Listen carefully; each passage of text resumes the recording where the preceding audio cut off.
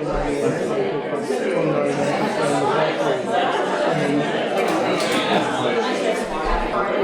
evening again.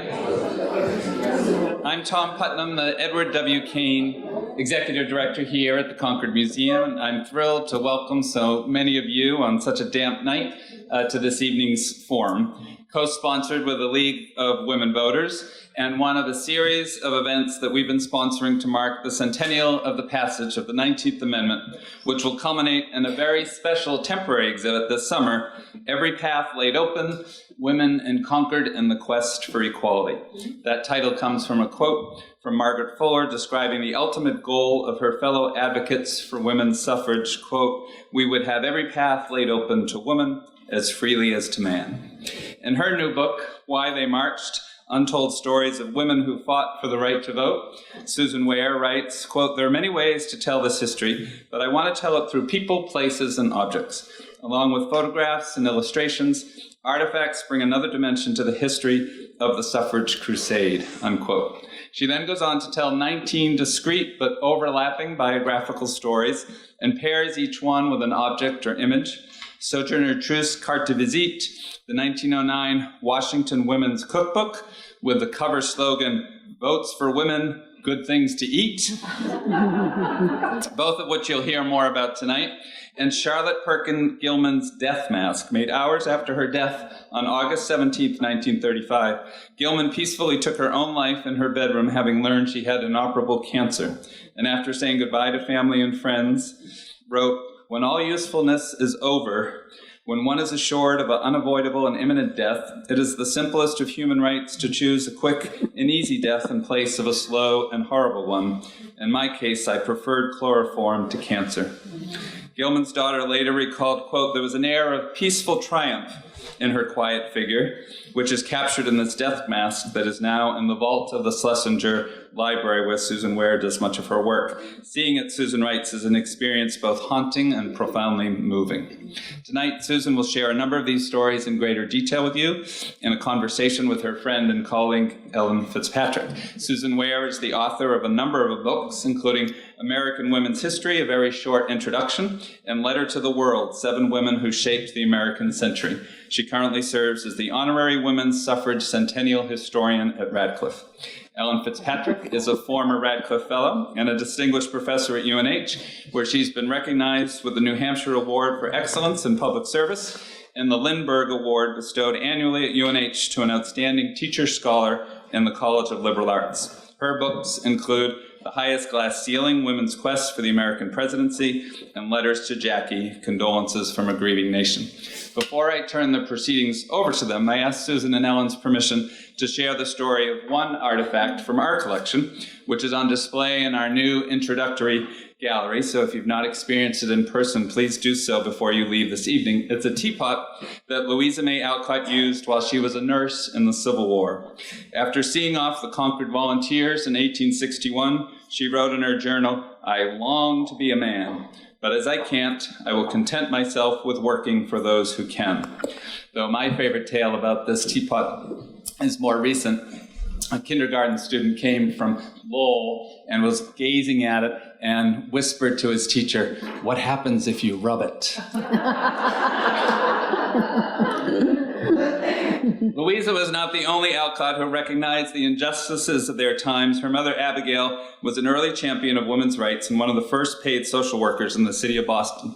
In 1853, Abby Alcott authored a petition seeking a change in the Massachusetts state constitution to grant equal political rights to women, writing, "On every principle of natural justice, as well as by the nature of our institution, a woman is as fully entitled as a man to vote and to be eligible to office." And in 1870, again, it was Abby, her mother, declared, "I am 73, but I mean to go to the polls before I die, even if my daughters have to carry me."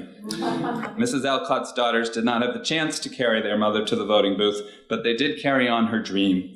Louisa was particularly dismayed when organizers excluded women from the parade and presentation plan to celebrate the 1876 centennial of the Battle of Concord. She wrote angrily, suggesting that her hometown had lost its reformist spirit and was, quote, degenerating into a museum of revolutionary relics. Not, of course, that there's anything wrong with a museum that has revolutionary. Writing in the Women's Journal, the leading suffrage paper of the day, about the male organizers of the centennial celebration, she remarked, "As I looked about me, it was impossible to help thinking that there should have been a place for the great-granddaughters of Samuel Prescott, William Emerson, John Hancock, and Dr. Ripley, as well as for the scissors that cut the immortal cartridges, and the ancient flag some woman's fingers made. It seemed to me that the men of Concord had missed a grand opportunity of imitating those whose memory they had meant to honor." The elected male officials who sat in the Massachusetts legislature were equally hesitant to advance the cause of women's rights. In 1879, however, believing that women, as mothers, had a special interest in and understanding of educational matters, they did pass a bill to give Massachusetts women the right to vote in school committee elections. Louisa Alcott took that opportunity seriously. She went door to door urging women to register and then held meetings at her house to teach these new registrants how to cast a ballot. And on March 29, 1880, 20 women appeared at the Concord Town Meeting, previously an all-male domain. After 2 hours of other business was conducted, the meeting turned to the school committee vote. Louisa May's father, Bronson Alcott, requested that the women be allowed to vote first. All 20 rose and filed to the front of the room. According to one local paper, quote, "Many a feminine heart palpitated with excitement in preparation for the trying ordeal of passing in front of nearly 200 great-horned men and boys to deposit their maiden vote. And when the moment came, that same news reporter continued, the woman appeared, quote, all in good spirits and not in the least daunted by the awful deed about to be done." When the votes were cast, Louisa later reported, "No belt fell on our audacious heads, no earthquake shook the town." Throughout her life, Louisa continued to put her pen to the service of the cause, even if her personal circumstances of earning a living and supporting her late sister's child did not allow her to be more active in promoting it. Quote, "I should be a traitor to all I most love, honor, and desire to imitate if I did not covet a place among those who are giving their lives to the emancipation of the white slaves of America." She died in 1888, 32 years before women were fully enfranchised with the right to vote. And now to tell us more of the stories of how that enfranchisement came to be, please join me in warmly welcoming Susan Ware and Ellen Fitzpatrick to the conference.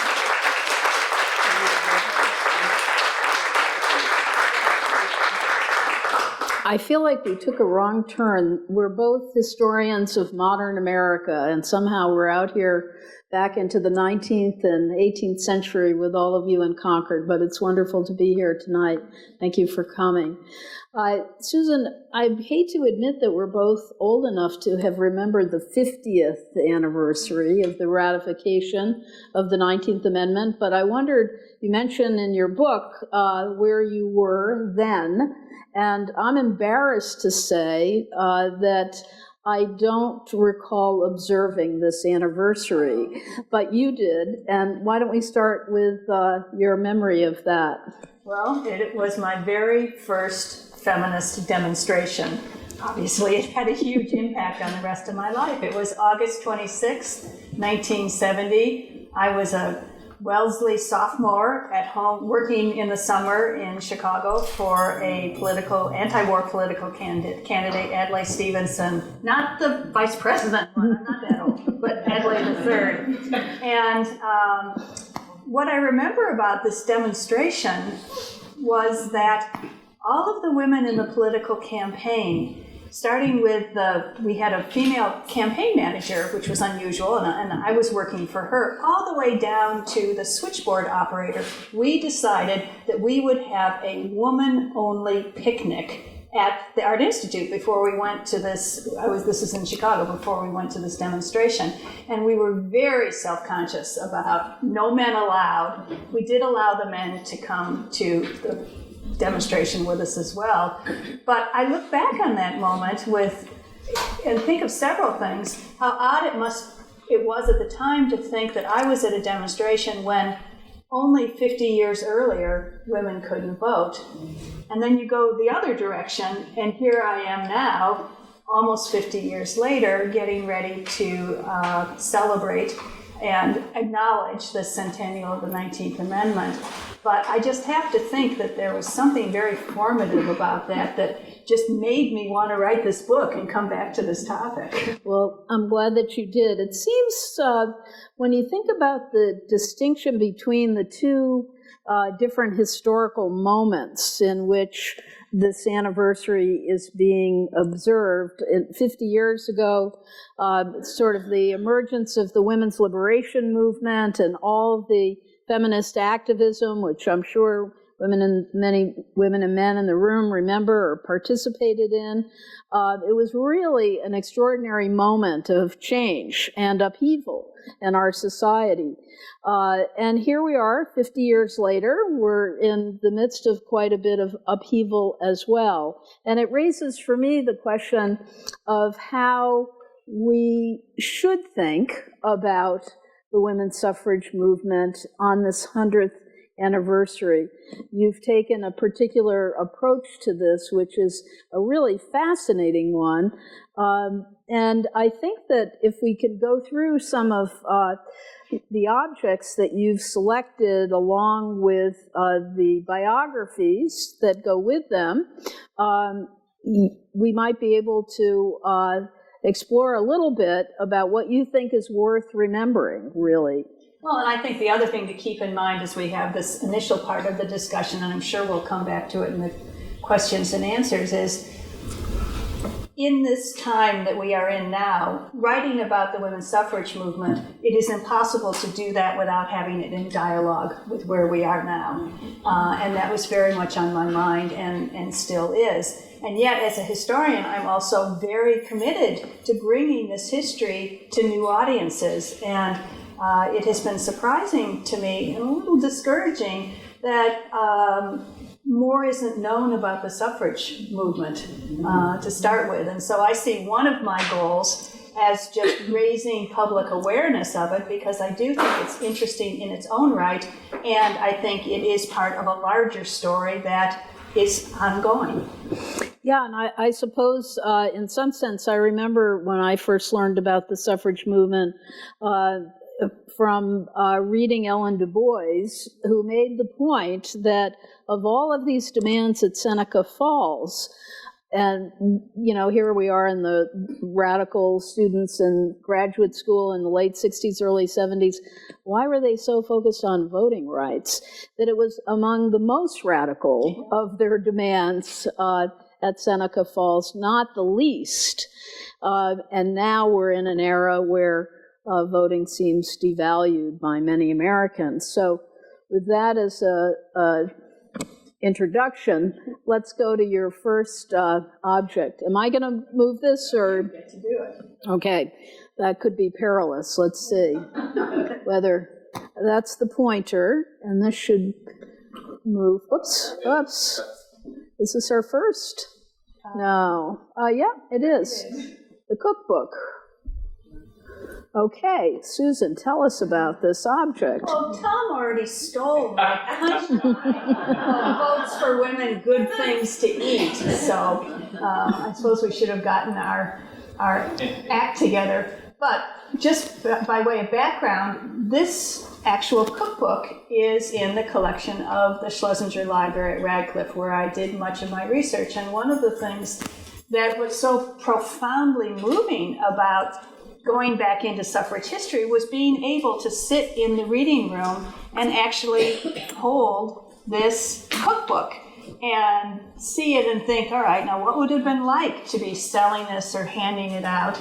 And then I thought, well, I should, see what's inside it.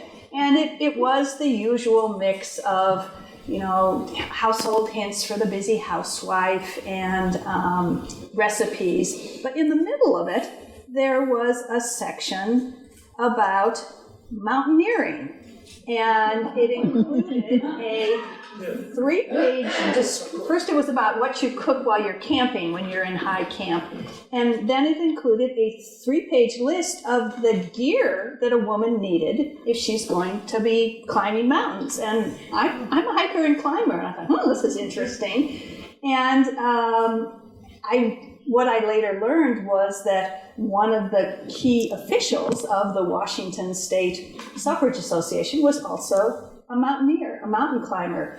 And she had climbed all 7 peaks of Mount Rainier, including planting a Votes for Women pennant on top of the Columbia Crest in 1909. And if that pennant had survived, I would have used that as my object, but it was very windy and it was blown away and there's no photograph of it. But for me, this was a way of connecting something that seems very traditionally female, a cookbook, with these new roles that women are embracing, like mountaineering, mountain climbing. And it seemed to me a very good kind of metaphor for the gumption and spunkiness it took often to be a suffragist. And it also was a way of giving a shout out to the importance of the Western states in this story. This cookbook was from 1909. Washington State had a successful referendum in 1910 that really began to kind of break the logjam or the lack of progress and sets in motion then 10 more years before the culmination in 1920. So it served multiple purposes. And as you listen to me talk about the objects I have and my women, what you should keep in mind is that I was really trying to select enough women who had interesting stories, pair them with objects, that I was able to tell a chronological story that would stand on its own. Each story stands on its own, but when they're added up together, it tells a surprisingly comprehensive story of the whole suffrage movement. So this was one piece of the puzzle, and that was the Washington and the West. The regional dimension of it is really important in thinking about the suffrage movement, since we don't necessarily think of it as a center of political power in this period, and yet the suffrage movement was so wide-ranging and broad that we can look all across the country, as you've shown, and finding these manifestations of suffrage sentiment and enthusiasm. Well, and also, once women start voting in large numbers, the year after Washington, California women get the vote, you have many more women going to the polls. The politicians have to pay attention, and the converse of that is the world doesn't end. It's like the Louisa May Alcott. There were no earthquakes. And that was when people were worried, what would happen when women would vote. So I really do think the West is very important in the story. Unfortunately, not enough happened, I would say, in some sense. But, whoops. Okay, there we go. All right. This is a wonderful. Do you know who knows who this is?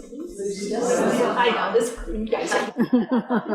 This is no fair. Yes, that is Lucy Stone, and I take her paper is a reference to the Woman's Journal, founded in Boston by Stone and her husband Henry Blackwell in 1870, and the Woman's Journal was a very it was an incredibly important suffrage periodical, news of all over the world, but it was always struggling financially, and they were always trying to raise money, and this was, in effect, a fundraising tool, that if you subscribed, you got this button that said, with Lucy Stone's picture when she's, I think that's from when she's recently married, and then you could wear this and state your allegiance to it.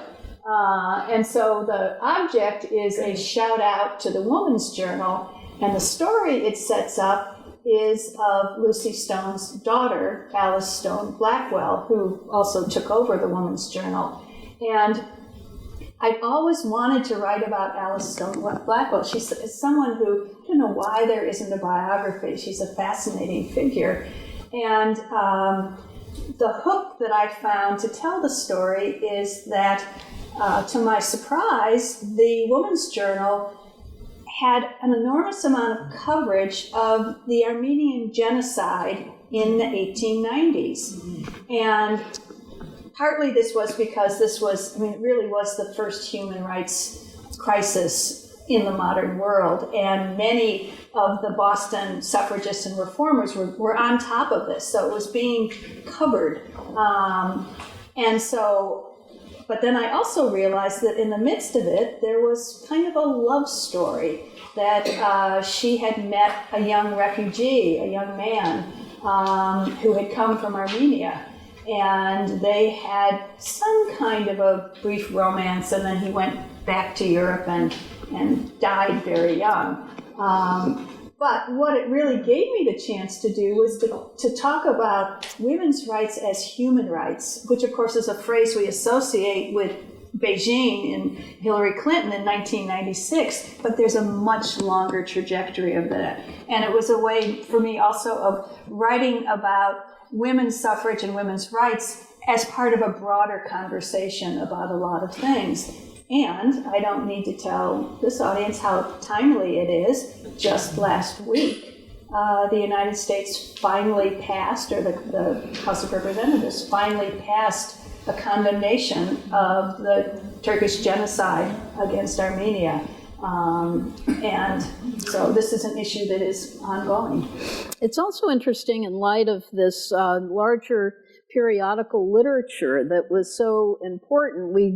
I guess today everybody thinks we're on the cutting edge of information technology, and we are in some ways, but the feminists who felt that they had to found these journals if they weren't going to get their story out in the normal organs of the press. Yeah, that the New York Times was not going to right. Positive. So the Revolution and Woodhull and Claflin's Weekly, and they all seem to report on larger issues. So they kept their focus both on the suffrage issues, but on these broader issues as well. Yeah, and I think it also, especially when you look at a family like the Stone Blackwells, you just see this tradition that is passed down through generations, and also very much a Boston story of this world that nurtured this kind of reformist perspective that did put all of these major social movements in conversation with each other.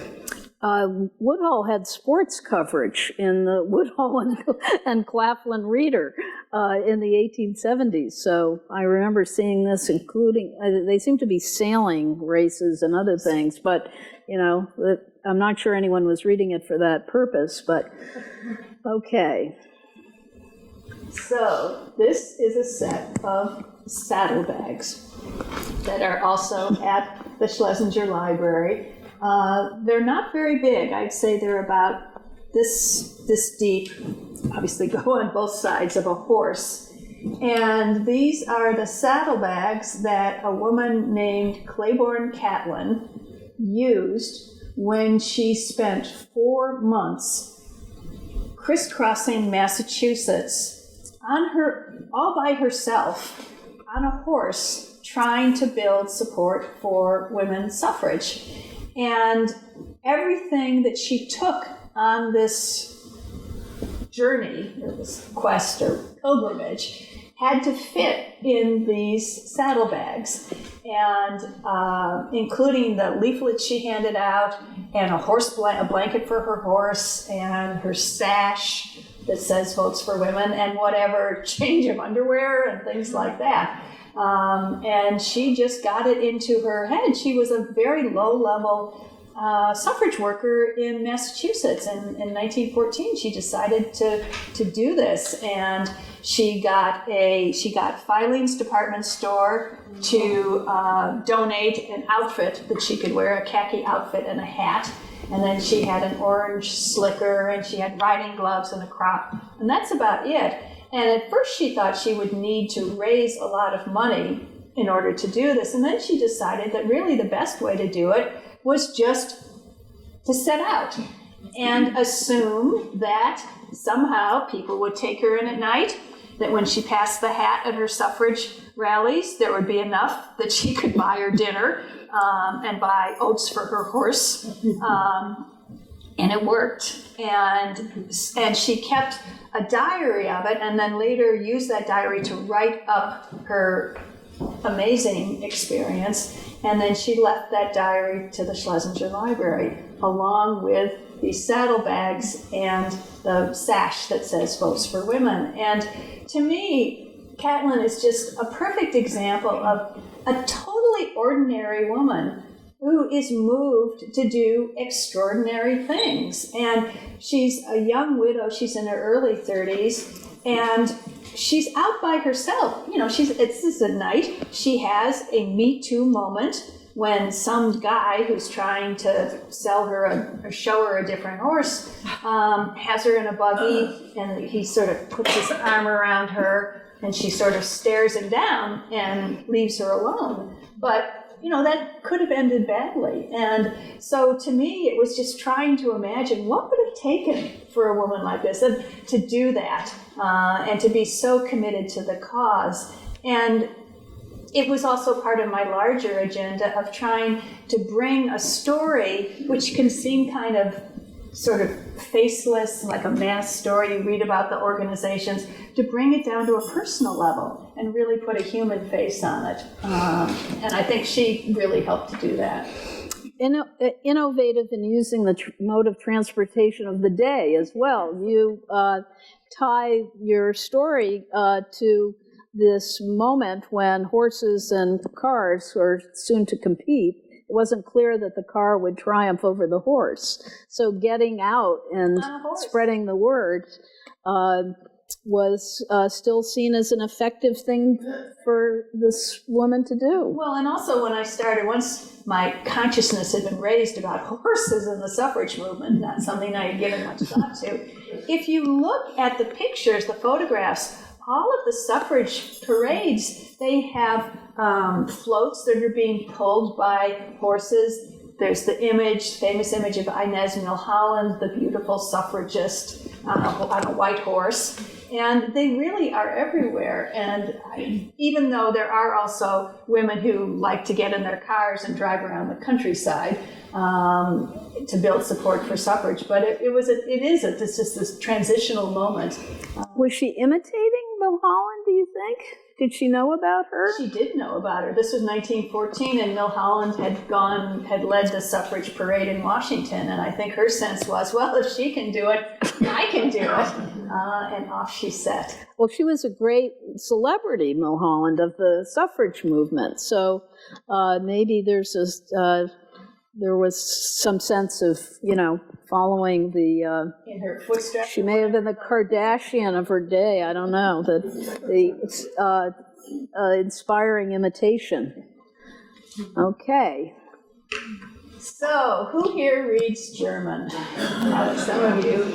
So, this is a foreign language flyer that was handed out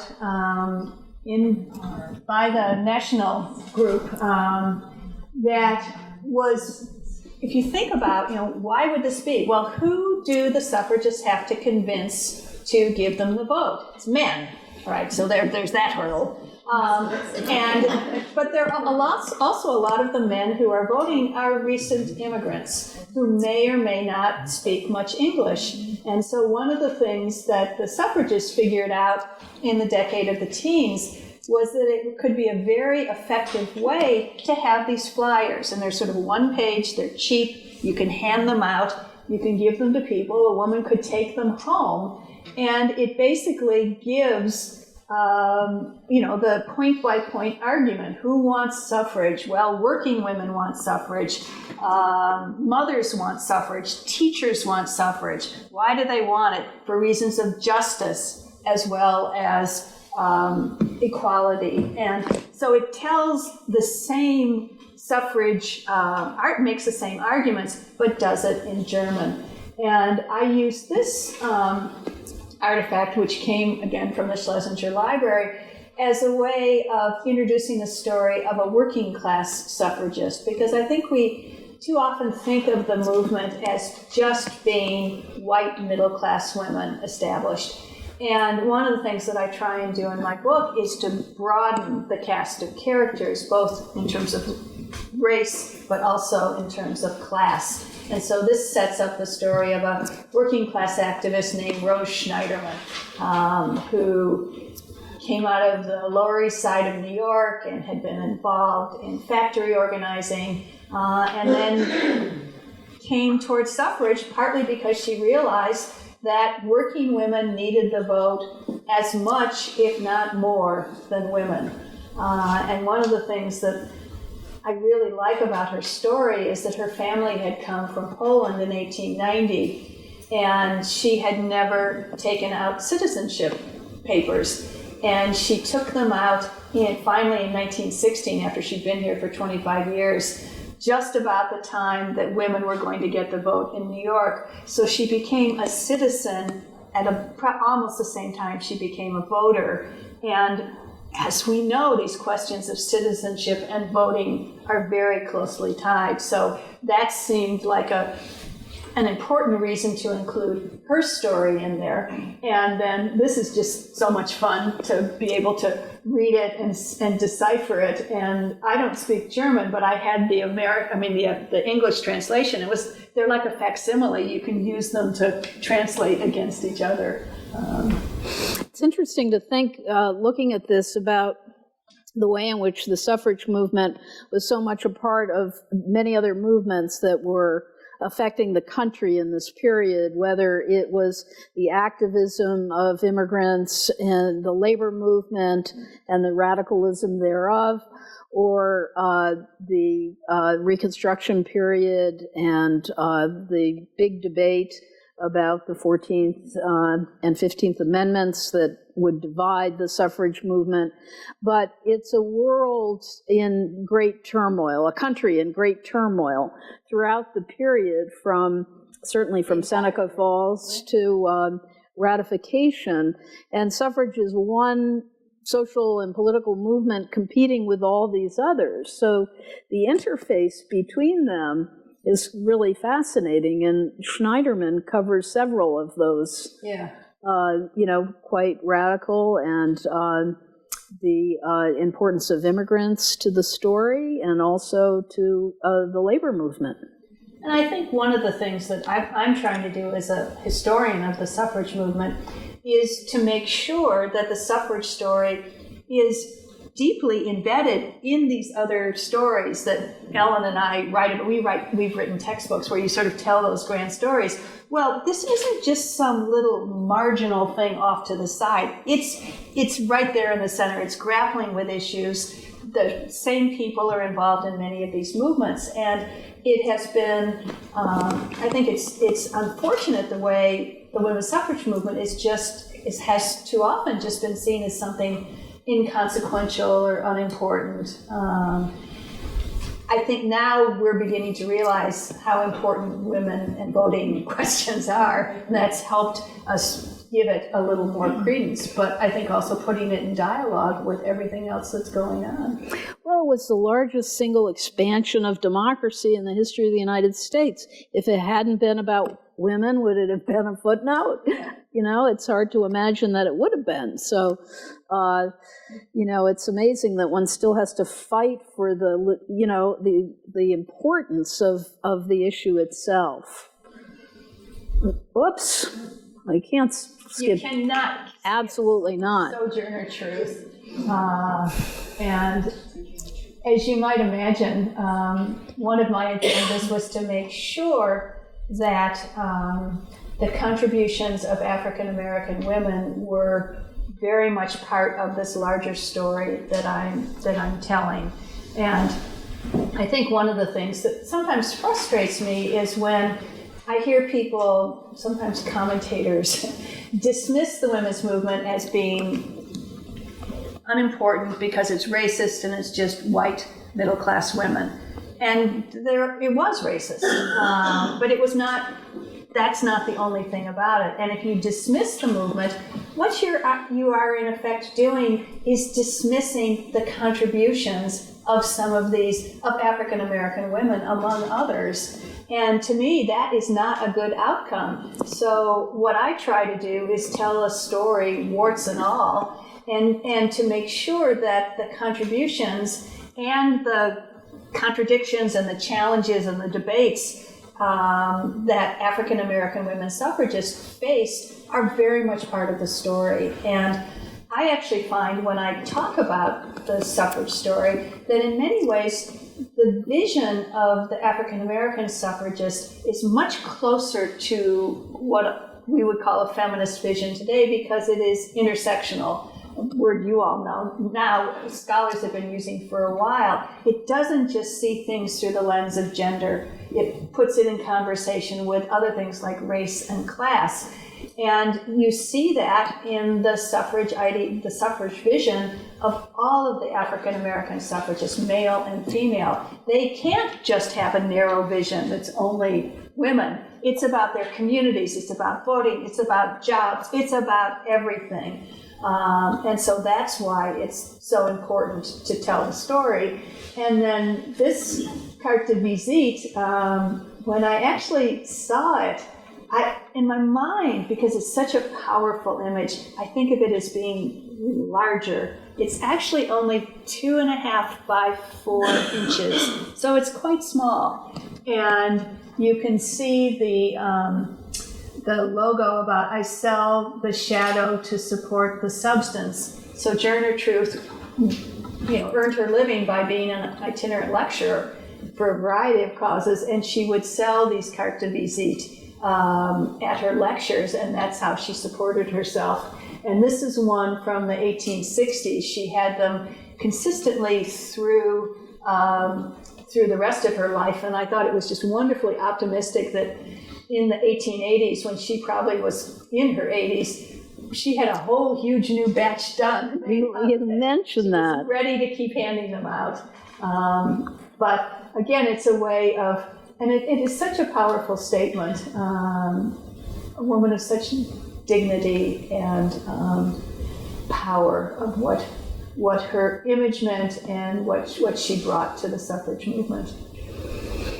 I was interested in your discussion of this whole genre of these carte de visites, and I was thinking about W.E.B. Du Bois, and he describes in The Souls of Black Folk this liminal moment when he's a child and he's in grade school out there in Great Barrington, Massachusetts, and this Victorian habit of introducing yourself with a card, which he gave to a white girl in his class and suffered rejection, which was his sort of moment where the world cracks open and he becomes aware of his race. And her turning around this whole way of introducing oneself into a source of income, and also something that can convey her message that the shadow is the photograph.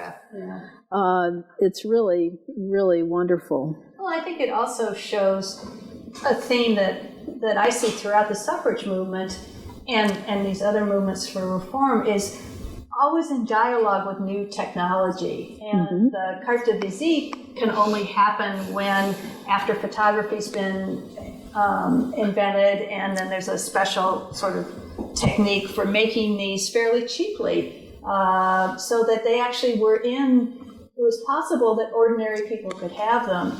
I'm sure some of you have studied the Civil War, and you know that there was often a move afoot when soldiers were going in, before they went off to war, they would have their pictures taken, or their families would, and then they would take the pictures with them, and then when they died, you would see them. But I think, again, if you think back like to the foreign language flyers, that's cheap newsprint. That was a technological innovation of the early 20th century. And so one of the things that I really hope people get as a takeaway point is how politically savvy the suffragists were all along, in dialogue with new technologies, when you start to be able to reproduce photographs and newsreels. There are even a few suffrage movies, and they're trying whatever it is to get out there because they're just trying to get their message out. It's fascinating. Let's see. Whoops. My last one, it looks like. All right, so this is a conference in Budapest in 1913, and you have Atlas holding up the world, but a woman holding it up as well. And one of the things that I very much wanted to write about in the book was placing the United States suffrage movement as part of a global and international movement, because really starting in the 1830s and 40s, American women's rights activists are corresponding with, in dialogue, going to international conferences with a range of women from around the world, mainly in Western Europe. But this is not just a provincial movement. And so this was a congress that was held in Budapest in 1913, where all kinds of people showed up. Carrie Chapman Catt was there, I think Charlotte Perkins Gilman, and I really wanted to show the ways in which the American suffragists were in dialogue with women in other countries. I used this object as a way of setting up a story of an African-American suffragist named Mary Church Terrell. And she had gone to an earlier conference in Berlin in 1904.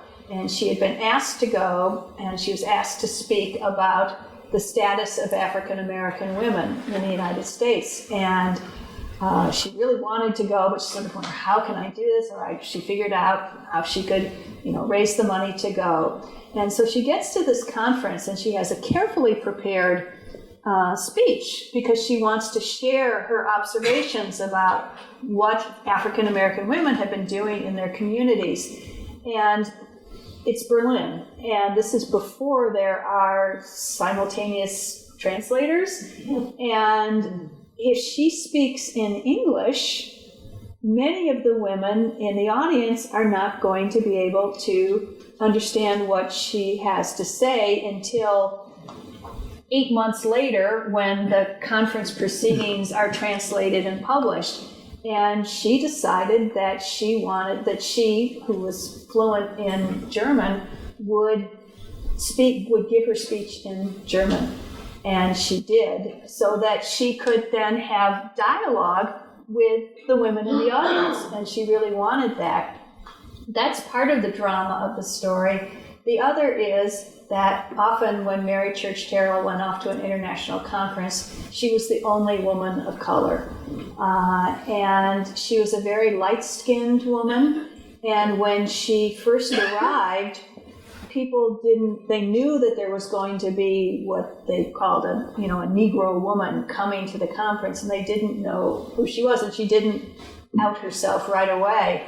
And then finally she did, as part of her speech. And it was a very powerful moment. And one of the things that I was always trying as a writer was to choose stories that were powerful. And just for me, thinking about her going there and being able to be so proud of her race, and yet very aware that when the white conference organizers say, oh, we've got women from all over the world, and she says, you don't have anybody, I'm the only one here that even represents Africa, or as they would have said at the time, the darker races. So it was a very profound point, but made in a not confrontational way, that I just found very powerful.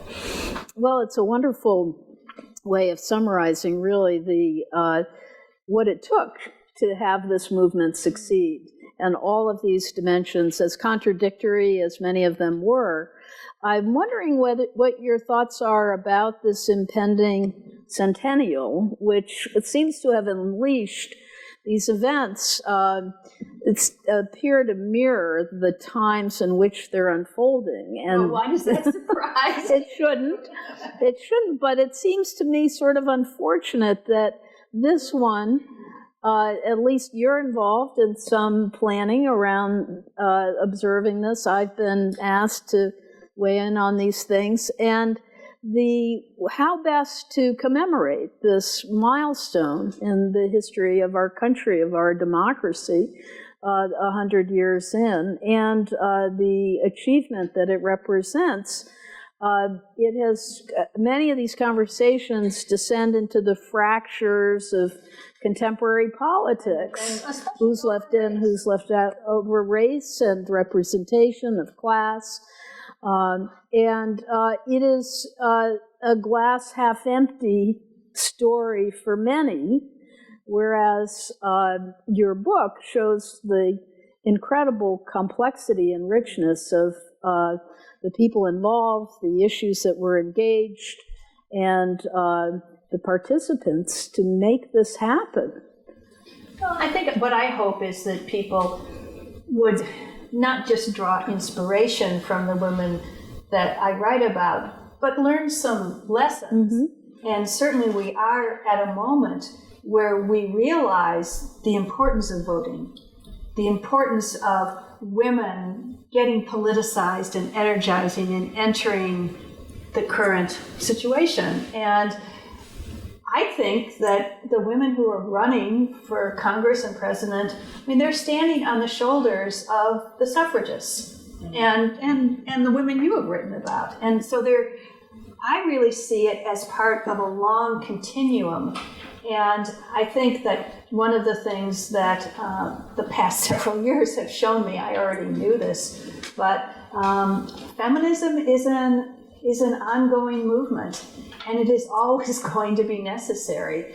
And I see us as part of a struggle. We hit certain benchmarks, and then we stabilize, and sometimes we go backwards. But we always need to keep going forward. And I think what I want people to do is to realize that there is a strong history behind them. And to me, I find that empowering, knowing that there is so much that has come before. And yet we're in a different situation, but every moment has to make its own politics and its own movements. But I think there are a fair number of parallels, and the one that I like the most is, a lot of you were wearing yellow roses. The suffrage movement was very good at branding, and its colors were yellow and white and purple. Well, think about the pink pussy hats from the 2017 marches. I see a direct line between those two. Well, there's all sorts of iconography. And this will undoubtedly make it into those history books that some future historians, not you or me, will be writing. Very good. So I think we have time for questions from all of you. If anyone has a question, happy to hear it. All right, here. You talked about women getting the right to vote. Presumably, somewhere along the line, they started becoming candidates and also then actually being elected. Were there women elected before they even had the right to vote? And how long was it sort of customary for women to start running for House of Representatives or local elections? Well, I'm sure around the country, but Ellen has written a book for the first chapter of someone who ran for president in 1872, even though she wasn't even 35 years old. This is Victoria Woodhull. So there is a somewhat longer tradition. In general, one of the things I've been struck by when I go back and immerse myself in the suffrage movement was that running for political office was not a real high priority. It was getting the vote. And yet there are women like Jeanette Rankin, who was elected in 1916, so that there are some women who are running for elective office. And then you see it in the 1920s, you start to see women both in local elections, state elections. But it's not a huge breakthrough. And when do you think it really sort of the balance tips? 60s, 70s? 70s. Yeah, the early 70s. And this has a lot to do with the party system and its the lack of, it wasn't terribly welcoming to these women candidates. And the fact that, it was still controversial having women in positions of leadership. So you put that in the past tense? Yes. I don't mean to. I'm very sobered by all of this. I was thinking when you were talking, I can't remember who said it, but reading of someone, a feminist from the 1970s, writing about being so exhilarated to study women's history and to learn about these amazing women who had struggled to advance women's equality, and it was so exciting. And then there's sort of three dots, and she said, I was so excited, not sobered, that would come later, that these issues were still being, there was still an uphill climb. Yeah. So, but, it seems fruitful to mark this extraordinary progress, and also that so many of these leaders never lived to see, neither Stanton nor Anthony were alive when the 19th Amendment was ratified. They devoted their whole lives to this cause, and they never saw it come to fruition. But it really didn't make them, sort of throw up their hands, far from it. But I think getting back to the question of elected office versus the vote, I think that in many ways, the women, especially of the last generation who joined the suffrage movement, there was just really, it was an affront to them that women's lives had changed so much, and they weren't just at home anymore. They were involved in civic activities and all these things, and yet they were denied this basic right, and there was just something wrong about that. I don't think they thought the same way when they looked at the men who were holding elective office and think, oh, I want to do that. I mean, a few of them did. That took longer. And I think now we're really seeing the fruition of that. Mm-hmm. But at the time, it's just to get that fundamental right that they deserve. Yeah. Well, and I'm reading Weiss's book, The Women's Hour, about the antis. And did you think about including, these women who were... Of course, I have to. I'm a historian. I have to have a balance. Yeah, right. So did you deal with that? And try to figure out? I don't see any red roses. That was we were ending anyhow. Yeah, I don't think you would be. But the way I knew I wanted to write about the anti-suffrage movement, and so the way I was able to do it was there are two sisters in New York City, two well-known women. One is Maud Nathan, who was a prominent suffragist and activist with the National Consumers League, and her sister, Annie Nathan Meyer, who was a founder of Barnard College and an anti-suffragist. Go figure. And so what I was able to do was to use this story of two sisters to talk about women, and there were sizable numbers of women at the time who did not want the vote. And I think this goes back to Ellen's point about the broader political system. At that time, politics, it's machine politics, people are voting in saloons. It's not something that a respectable woman would necessarily do. And so Annie was quite outspoken in her anti-suffrage sentiments. I think part of it was to needle her older sister, Maud, but she also made some very good points. She pointed out that sometimes people would make these grand claims about women voting as a bloc, and she said women are not going to vote as a bloc. They don't. Women are too diverse. They don't agree, and they're not going to immediately end war or clean up prostitution or things like that. She's sort of like a speaking truth. It's like, hey guys. But I think she felt she was certainly committed to women playing large roles in public life. That's why she supported women's education. But she didn't think that the vote was necessarily the way to do it. Now, I can tell you that many of these anti-suffrage women, once the vote was passed, once the 19th Amendment was passed, they all joined the League of Women Voters. So they accepted their responsibilities as women citizens. But again, it's part of that larger story that I felt, like the international dimension. I wanted to have a story that incorporated the anti-suffrage movement, and luckily I was able to find two sisters to let me do it. Yeah. So I want to build off of the two questions that were just asked. And one is to bring up Edith Morse Rogers. Edith Morse Rogers was representative from the Massachusetts 5th District, which includes Concord, and filled her husband's seat starting in 1924 and carried that seat to 1960. And the only reason she wasn't still in office in 1960 is because she died on the campaign trail. She was an incredibly influential congresswoman, and one of her biggest accomplishments nationwide was she was the primary writer of the GI Bill. The veterans, yeah. And a little bit more closer to home, she was the person who introduced the legislation to create a National Historical Park. And then this idea of the anti-suffragists, so if you have an opportunity to see the exhibit at the Massachusetts Historical Society, it was wonderful. But of course, a lot of their contributions were from rather WASPy prominent families, and a lot of the contributions were anti-suffragist, political cartoons and that sort of thing. And one of the things that struck me is looking at these horrible things that the anti-suffragists were predicting have very much come true. You know, women wear trousers, women smoke, women have husbands who cook. You know? But they didn't abandon their families. Really? Come on.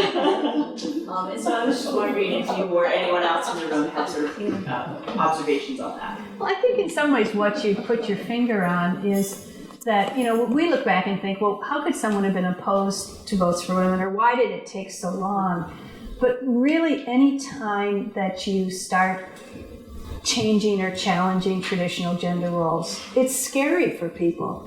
And even though voting generally means going someplace once, maybe every 2 years for 15 minutes and dropping a piece of paper in a ballot box, it sort of took on this larger aura of all the other changes that were happening in women's lives. And if you're supporting those changes in women's lives, like education and access to professions and equal pay, then you're all for it. If you're not so sure about those kinds of changes in women's life, then you say, we're drawing the line. This is just too far. And I see a lot of parallels between suffrage and anti-suffrage and what happens with the ERA and with Phyllis Schlafly in the 1970s. And there are ways in which she really taps into that same fear of change in terms of gender roles. So I think we need to acknowledge that and realize that, and I think it does help explain both why it took so long and why it still is sometimes a controversial issue. Why don't we do one more question? Go ahead. Did the introduction of the Australian ballot, the secret ballot, make a difference in the campaign?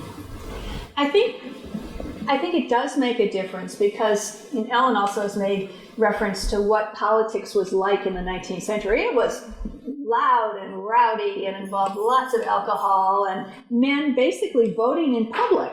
And, you know, they'd come in and they would put their ballot in, jeers, cheers, all this stuff. And it was often hard for people to imagine women entering that situation. But once you have the introduction of a secret ballot that can be filled out and deposited in a ballot box, then this makes it a little bit easier for people to imagine that women will be able to vote. What I've never been able to figure out is everybody had all this evidence in front of them that women were voting. I mean, they were voting in school elections and for, local things. Why can't they generalize from that? But again, I think it goes back to the sense that somehow politics in the political world was a dirty place where women didn't belong. And women had to say, we can handle it. I think the school elections also were seen as an extension of the normal interests of women and children, and it was the definition of a role for women as citizens with a direct relationship to the state as independent actors, not as daughters, mothers, wives, or any of these other roles that I think was so threatening. And that really was just an extraordinary broadening of democracy in our country, which not everybody wanted to see happen.